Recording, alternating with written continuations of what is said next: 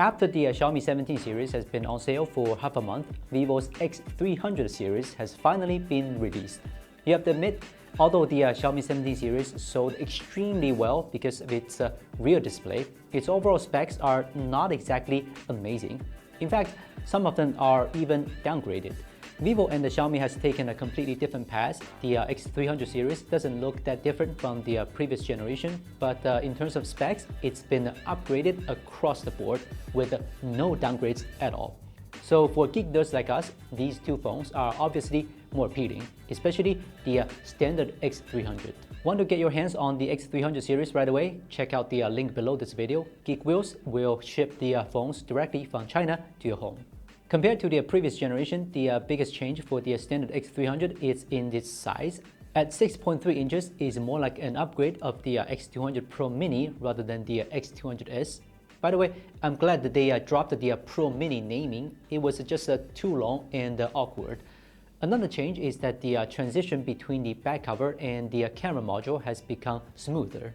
The camera island no longer looks like a cookie stuck on the top, but rather like a volcanic crater that grows out of the back. The pink version even features a colorful decorative ring around the cameras. Not an RGB light strip, but still quite stylish. There are also small upgrades like USB 2.0 becoming USB 3.2 and the phone being thinner and lighter. Unfortunately, the X300 still doesn't have an action button, while its big brother, the X300 Pro, does. Speaking of the X300 Pro, its external design has changed even less than the standard version. Honestly, from a distance, I can't tell it apart from the X200 Pro. The camera module remains very prominent, only slightly shorter than the X200 Ultras.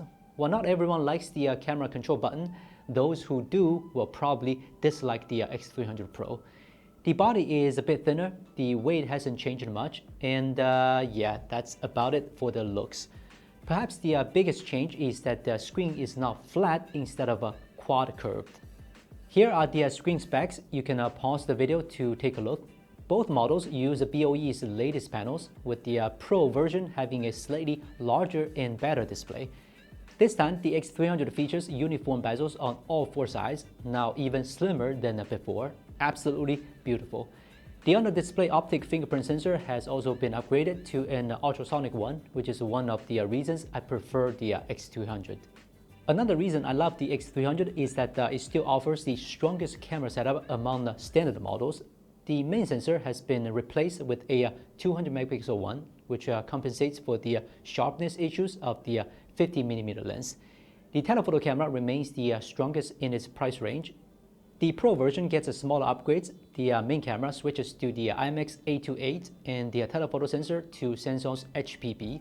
The main lens also didn't change to 35mm like on the X200 Ultra. So compared to last year, the upgrade isn't huge, but it's still better than any phone at the same price point. Plus, all X300 models this year support external telephoto extender lenses. I'm sure in the X300 series reviews, they won't let us down. Both phones are powered by the MediaTek's Dimensity 9500, scoring over 4 million points on AnTuTu benchmark. We will go into detailed gaming tests in our full review video. And now, the battery. No phone is perfect, and the X300 is no exception. It's great that they managed to fit a 6000 mAh battery into a 6.3-inch body, but considering the Xiaomi 17 of the same size packs a 7000 mAh battery, the X300 clearly falls behind in battery parts.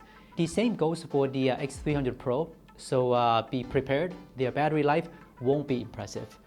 Both models support 90-watt wired and 40-watt wireless charging, which is decent, but not the best. Overall, the upgrades in the X300 series compared to last year aren't massive, but since the X200 series was already well ahead of the competition, even small improvements still keep them on top. The fact that Vivo continues to make progress without secretly downgrading features, this is already worth our praise. Okay, if you enjoyed the video, don't forget to like it and subscribe to our channel. Our hands-on video for the Oppo Find X9 series is coming very soon.